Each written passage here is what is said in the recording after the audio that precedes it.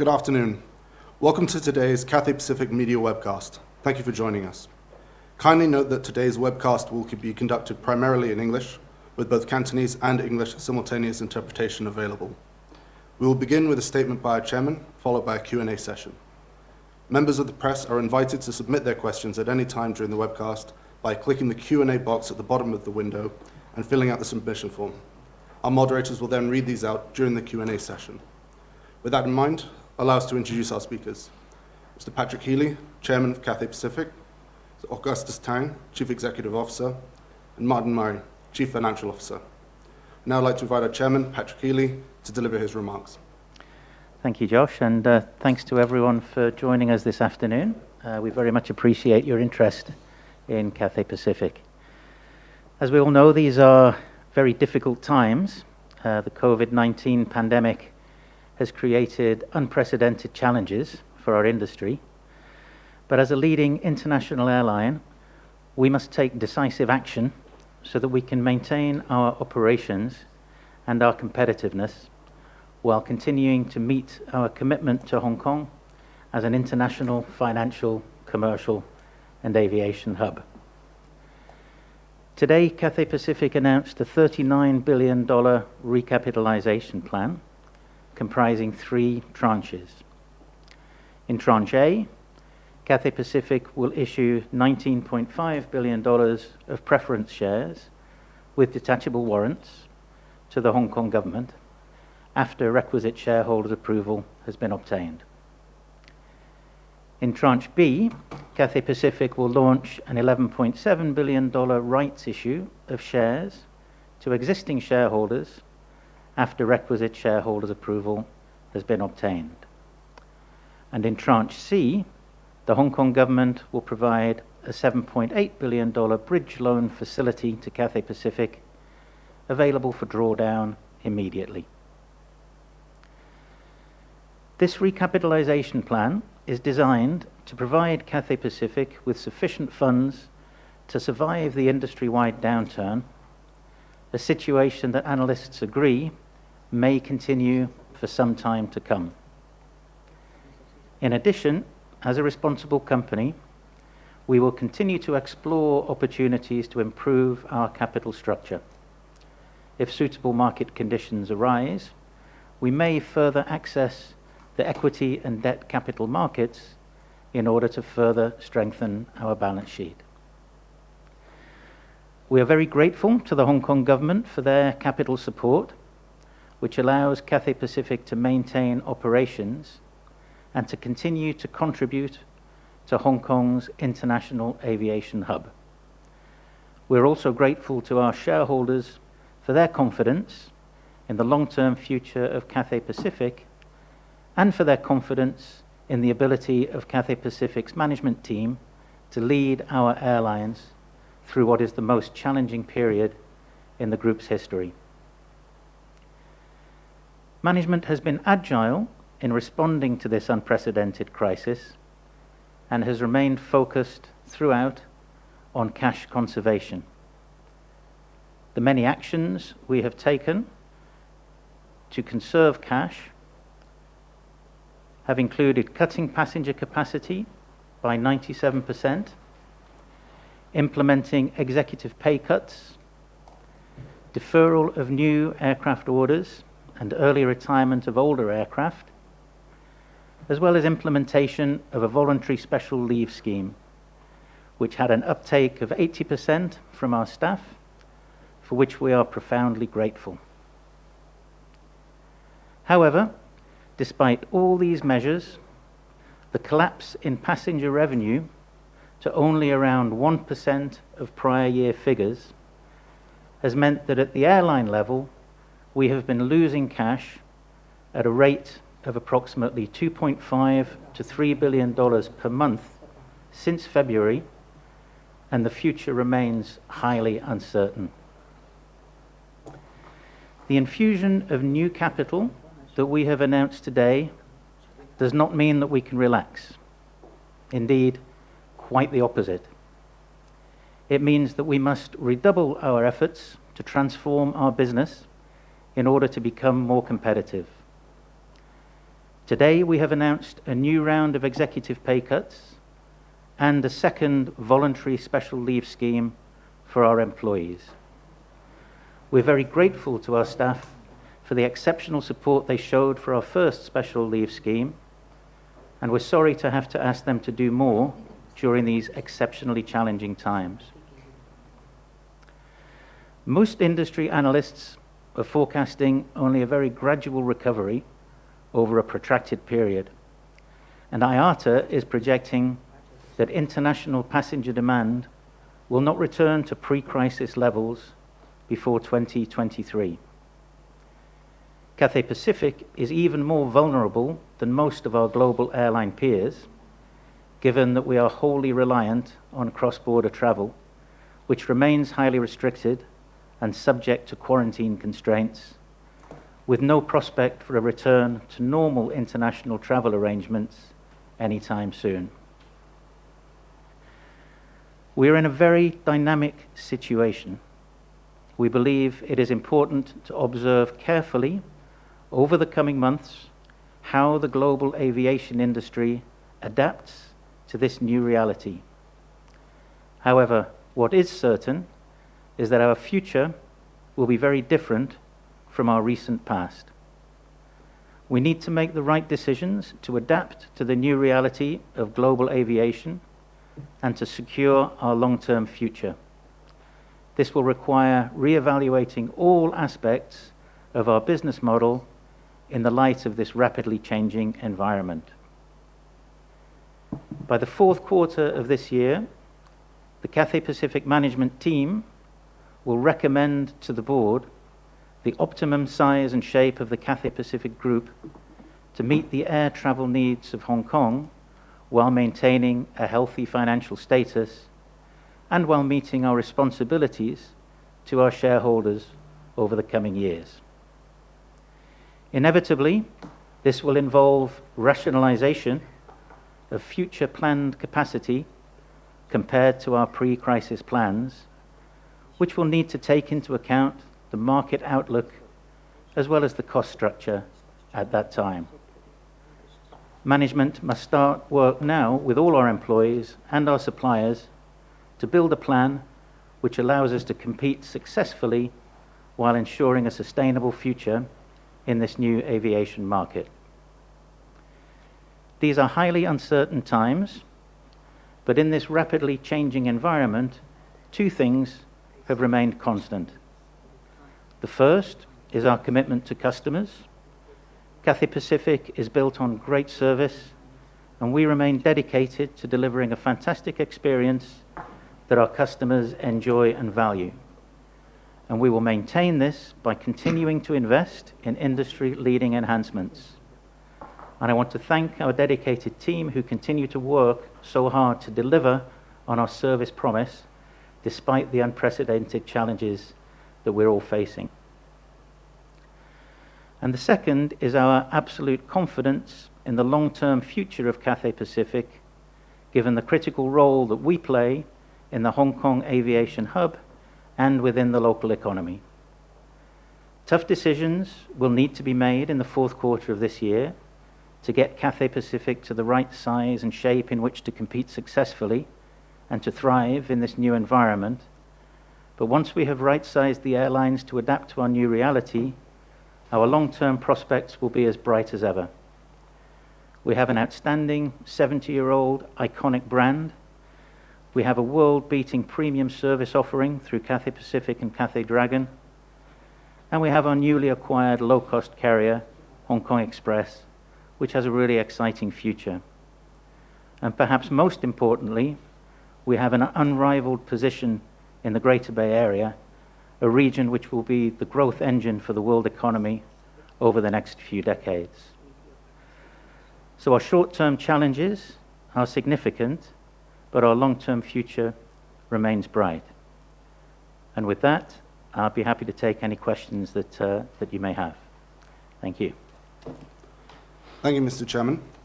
Now on to the Q&A session. We'd like to ask that all members of the media to include their name and the organization they are with when they submit questions. We'd also like to apologize for a technical issue where the questions submitted in Chinese and we'd like to ask that all those who submitted their questions in Chinese to resubmit their questions, this time in English, and to specify whether they'd like the response to be in English or Chinese. We understand that our media friends may have many questions, and we will do our best to answer them as many as possible. However, it is unlikely we'll be able to address them all within 30 minutes. Therefore, if you have any follow-up questions, please email them to press@cathaypacific.com. We'll now hand over to our moderators to begin the Q&A session. Okay, so we have questions coming in. The first question comes from Luke Mack of the Hong Kong Economic Times, and there are two parts of the question. The first part is, with the new liquidity, what is Cathay's latest cash level? What is the latest monthly cash outflow since Cathay has implemented a series of cost control? Did you see any signs of recovery in early summer? So this is the first part. Okay, thank you. The liquidity position, as you will recall, Cathay Pacific started the year with about $20 billion in unrestricted liquidity. The current cash burn is in the region of about $2.5 to $3 billion per month. So the reality is that without the new recapitalization plan announced today, that we would very shortly be running out of cash and be at serious risk of collapse. And therefore, the recapitalization plan, as announced today, is absolutely critical to the survival of Cathay Pacific. The various activities that management has taken to ameliorate the cash situation include deferral of aircraft orders, early retirement of certain older aircraft, executive pay cuts, a special leave scheme on a voluntary basis for staff, for which we had an 80% uptake, for which we're very grateful. But despite all of these actions, then our current cash burn is still at that $2.5 to $3 billion level, approximately. The prospects for recovery at the moment is very difficult to say. We're certainly hopeful of gradual relaxation in travel restrictions in many of our markets, but the situation remains very dynamic, and we'll just have to remain agile and flexible and react to the situation as it develops. Okay, thank you. The second part of the question from Luke, which actually quite a few other reporters also have the same question, is that will Cathay apply for the employment support scheme of the Hong Kong government? Are you planning any redundancy scheme? Or would Cathay guarantee not to lay off any staff after government investment? So first, a few words on the ESS. We certainly think it's an interesting scheme, and the Hong Kong government has done a very good job, we believe, in managing the current crisis. And we think the ESS is one example of a very proactive policy to address this and protect jobs. We're certainly looking with great interest at ESS. We have not yet made a final decision whether or not to participate. The deadline is coming this weekend, so we'll be making a final decision on ESS in the next few days. Obviously, that will be public information when the decision is made. So that decision will be made a few days from now. In terms of commitments for the future, we can't take anything off the table, is unfortunately the honest answer to that question. That is really nothing to do with the recapitalization plan. That is more about what happens to the future of aviation, following the current crisis that we're in. Let's also not forget that 2019, the second half of 2019, was already something of a crisis for Cathay Pacific, with a 36% decline in incoming traffic into Hong Kong, and then the pandemic has hit us on top of that. So these really are unprecedented times for us, with a 99% decline in year-on-year passenger revenue. I mean, these are extremely, just very extreme circumstances. And so, as I mentioned earlier, management will be coming to the board of Cathay Pacific in the fourth quarter of this year with their view of what the future holds. And we'll be making recommendations at that point to the board about the appropriate future scale, shape, and size of the group. So until that time, we have no plans for any restructuring other than the recapitalization that we've announced today.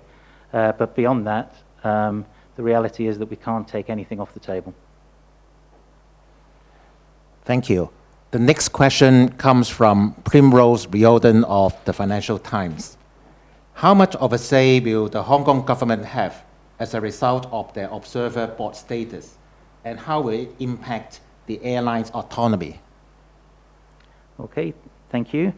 Obviously we're extremely grateful for the Hong Kong government and stepping up and supporting Cathay Pacific with the capitalization plan announced today. And given the extent of the investment that they're making and the return they hope to make and they plan to make on that investment, then the creation of 2 observer positions on the board is something that we welcome, to give the government full transparency and visibility over all of the company operations in order so that they can safeguard their investment in Cathay Pacific. But as we've explained, these are observers as opposed to directors on the board. What does that mean? That means they have the rights to all of the same materials and documentation that directors receive. They will participate in board meetings and participate in those discussions, and but they will not have voting rights. And therefore, the governance structure of Cathay Pacific, the ordinary shareholding structure, the structure of the board, the composition of the board, the directors will all remain unchanged as a result of this recapitalization. And so there will be no impact on the governance or management of Cathay Pacific as an operation. The role of the observers is to provide the visibility that the government require to safeguard their investment, and obviously that's something that we very much welcome. Thank you. The next question comes from Tony Chow of Singtao Daily. And there are 2 parts. The first part is, there are more than 5%, 7%, and 9% dividend rate of the preference shares after 3 years. Would Cathay Pacific be able to pay this amount? When would Cathay expect to redeem all the preference shares? Thank you. That's the correct interpretation of the step-ups in the preference shares. So to recap, the coupon dividend for the first 3 years is set at 3%. That moves to 5% in year 4, 7% in year 5, and 9% thereafter. The step-ups are designed in that way because, the government does not have the intention of remaining a shareholder in Cathay Pacific for the long term. And so the intention behind those step-ups is to act as an incentive to Cathay Pacific to pay down and redeem those preference shares at the earliest opportunity. Clearly, exactly when that will be will depend on a whole variety of factors, most importantly the speed of recovery of our business and the overall aviation environment. And at the moment that is an unknown, so we can't answer the question as to exactly when we will be able to redeem the shares, but the intention is to do so as soon as cash flows allow, and the government's intention also is not to remain a shareholder for any longer than they need to be. So our interests are aligned on that point, and the step-up coupon rate is designed in order to incentivize Cathay Pacific to redeem at the earliest possible opportunity. Okay.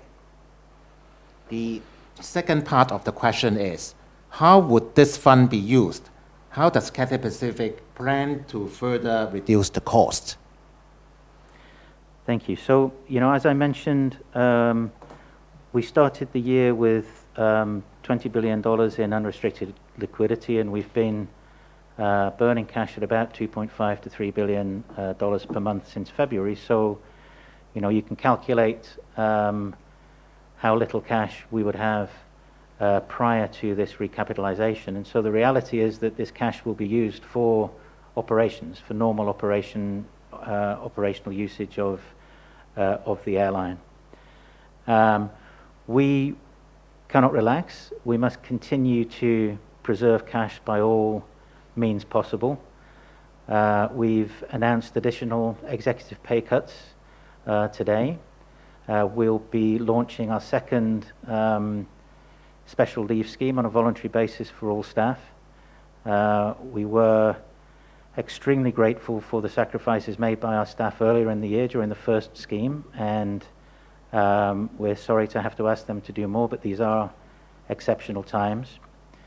We continue to negotiate with our suppliers on deferral of new aircraft orders, and we will be continuing to examine all possible ways of minimizing cash, and in addition looking for opportunities to offset the very deep cuts we've seen in passenger revenue.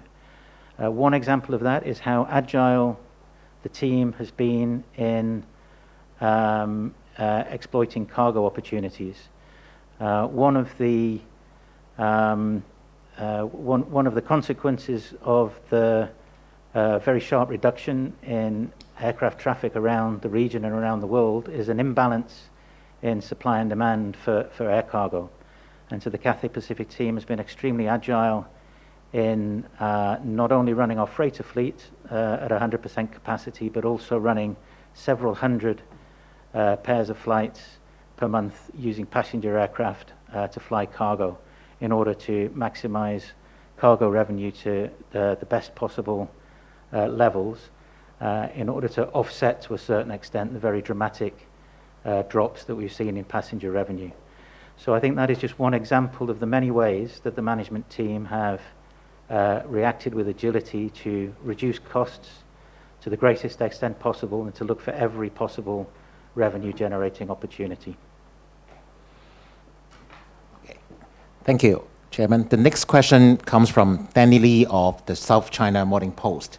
There are two parts of the question. The first part is, if Cathay did not get the government bailout, was there no other alternative, and what would the consequence be? Yeah, thank you. So the reality is that the recapitalization plan announced today is basically the only plan available to Cathay Pacific. It is an investment by the government. The government is expecting and planning to make a reasonable return on these invested funds through the preference shares, also the warrants and the loan facility. So the intention by the government is to make a reasonable return for the Hong Kong taxpayer on this investment. The shareholders obviously are also participating through the rights issue to the tune of $11.7 billion.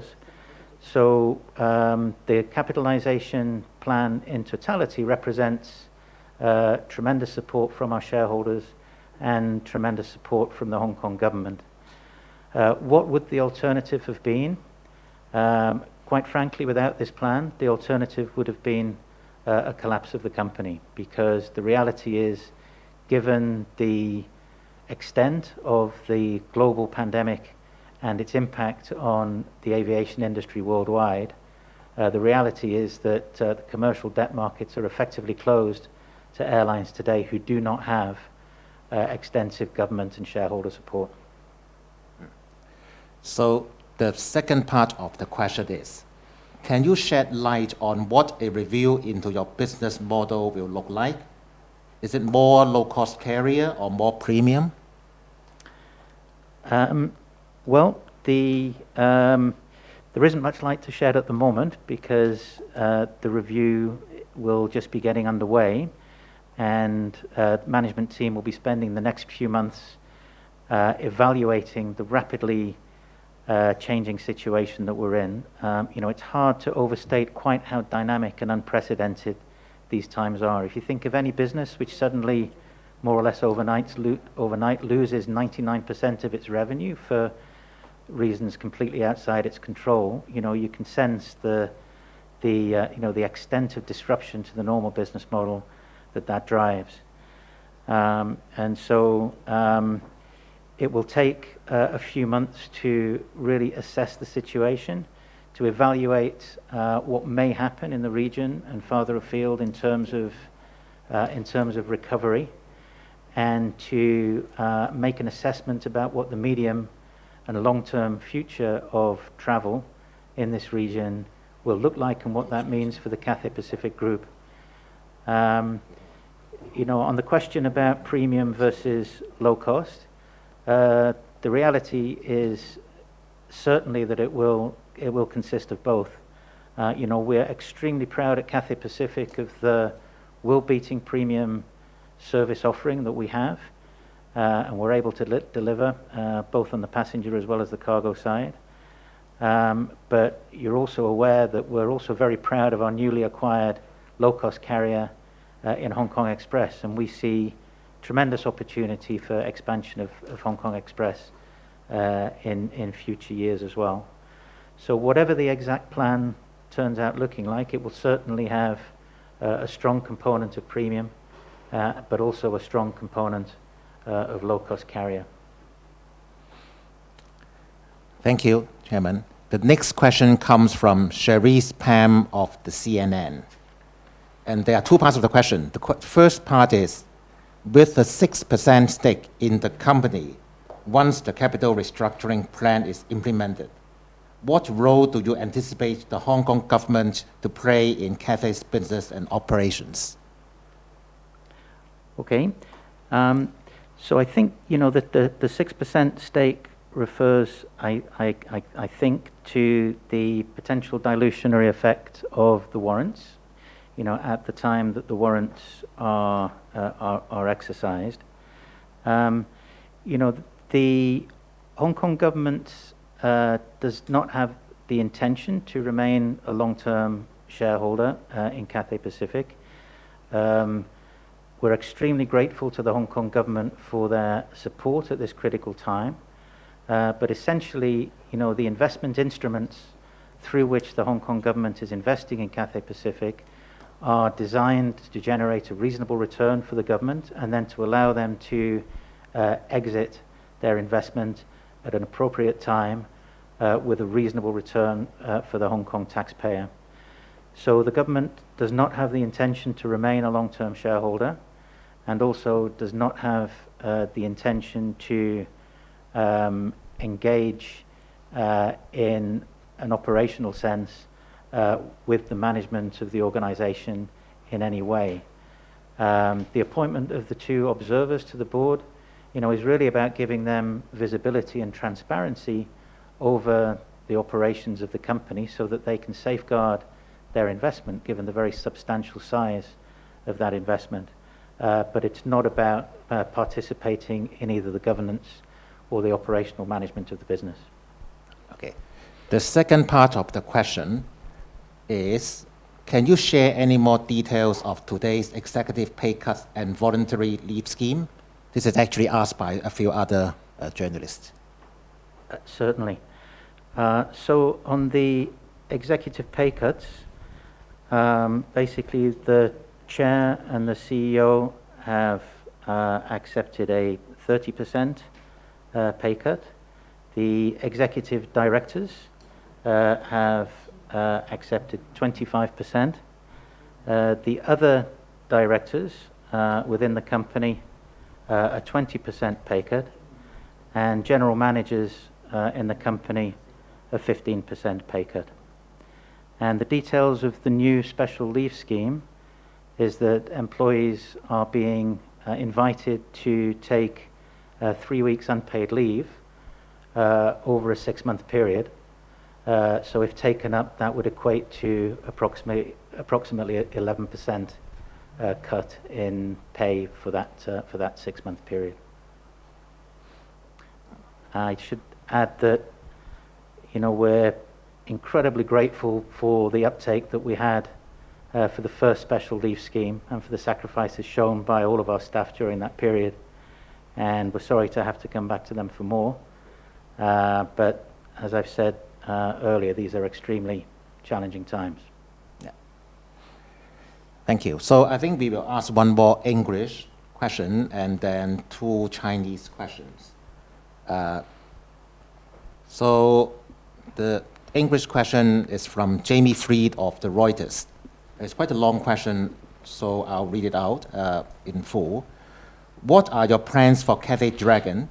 Do you plan to merge some or all of its operations into Cathay Pacific and or Hong Kong Express?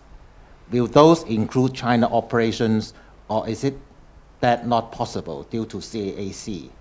And what are your plans for the Boeing 777X order?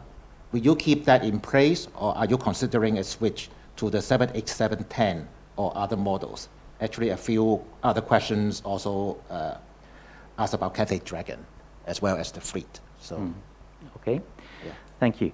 Yep. So, currently we do not have any plans around restructuring of the Cathay Pacific Group, other than the recapitalization plan announced today. We have asked the management team to spend the next few months, assessing every aspect of the business model in the light of this rapidly changing environment. And so by the 4th quarter of this year, the management team will be coming back to the board with their view of medium-term demand and their recommendations on that basis for the future size and shape of the group. And that must include all aspects of our business model. And as I've said, nothing is off the table. But what that plan will look like at that time, at the moment, we don't know. And the team has another few months to work through those details and to work with our employees and our suppliers to build a plan which allows us to service the needs of Hong Kong, but to do so in a financially responsible way. On the aircraft types, as you know, we have quite an extensive order book, and the decisions that we make about the future will clearly have implications about the type of fleet and the size of the fleet that we need.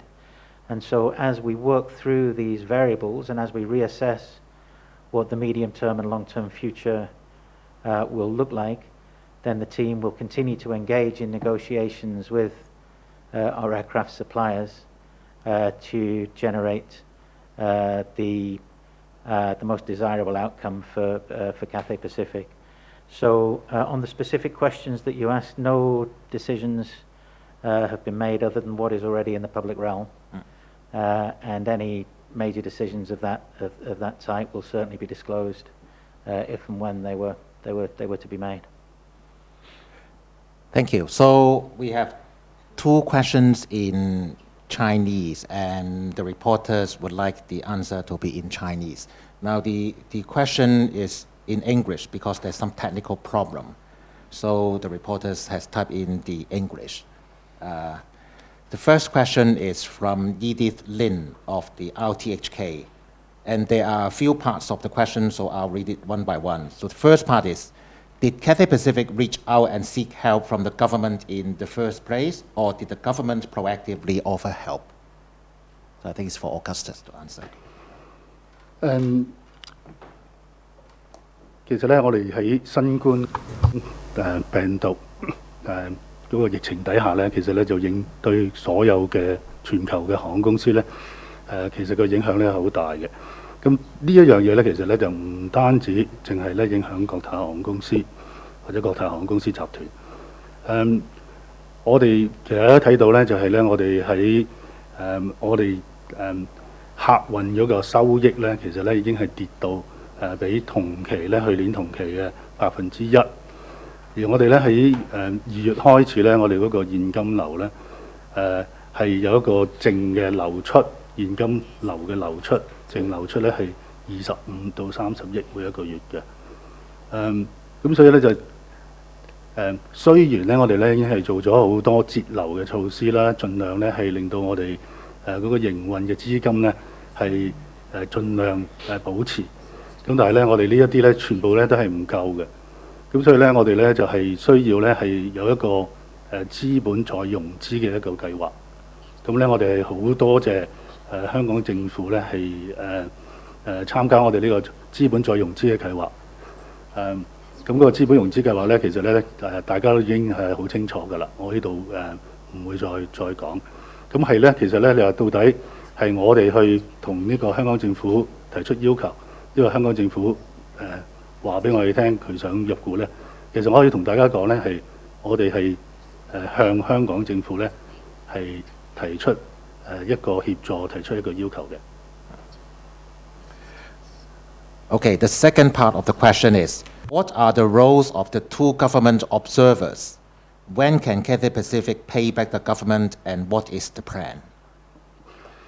香港政府派咗2個觀察員咧喺我哋嗰個股東會裏邊咧。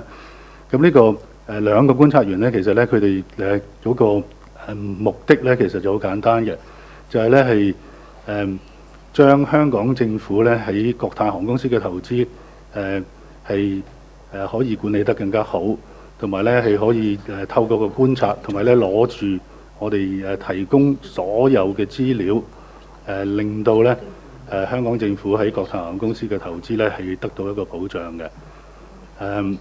咁至於咧我哋幾時咧係會將所有嘅同香港政府攞嘅借貸啊，同埋咧我哋呢一個優先嘅個股權咧係還翻晒咧。咁呢一個咧就係我哋係希望咧係盡快越快還得到咧就係越好嘅。Okay, thank you. The next question, I think this the last question, comes from Alec Chan of Ming Pao. Again, he would like the answer to be in Chinese, although the question is typed in as English. And actually, some of that has been answered before in English, but because of the Chinese, so let's ask again. Will Cathay apply for the employment support scheme? So that's the question. 首先我哋講一講咧，即係其實咧，我哋對呢個 ESS 呢個計劃咧，其實咧我哋係即係好讚賞嘅。我哋咧係覺得香港政府咧，其實咧係面對今次呢個新冠病毒呢個疫情咧，其實係做得好好嘅。其中一樣嘢咧，就係我哋呢個 ESS 呢個計劃啦。係喺呢一個咁嚴峻嘅時候咧，其實咧係有一個咁嘅計劃，係鼓勵咧，其實係我哋可以保到呢個就業。咁我哋國泰航空公司集團咧，其實咧而家咧仲喺度研究緊嘅，因為咧嗰個今次我哋去申請呢一個ESS 呢個計劃咧，其實咧係去到今個禮拜尾先至係有個 deadline 嘅。咁咧我哋咧就係喺今個禮拜尾之前咧，我哋咧就會決定。我哋決定嘅時候咧，我哋就會有公佈。The second part of the question is, will the company continue to restructure Cathay Dragon and Hong Kong Express? 啱啱我哋其實已經講得好清楚咧。其實我哋而家咧係喺未來呢幾個月裏邊咧，我哋係會有個作出全面嘅檢討啦，就睇一睇咧，我哋成間公司、成個集團咧，我哋嗰個營運嗰個模式應該係點樣樣？我哋咧係有啲咩嘢咧，我哋係需要改變嘅，而從而咧令到我哋咧係有一個長遠嘅一個發展，長遠嘅一個好良好嘅一個發展。咁我哋咧係而家咧係言之過早，我哋咧係會做啲咩嘢？咁我哋咧將會咧係喺第4個季度咧，我哋咧係會同我哋嘅股東咧係俾一個建議，就係到底咧我哋國泰航空公司集團咧將來我哋嗰個營運嘅模式、營運嗰個規模咧應該要幾大啦，同埋咧其他種種相關嘅問題咧，我哋都會作出一個建議嘅。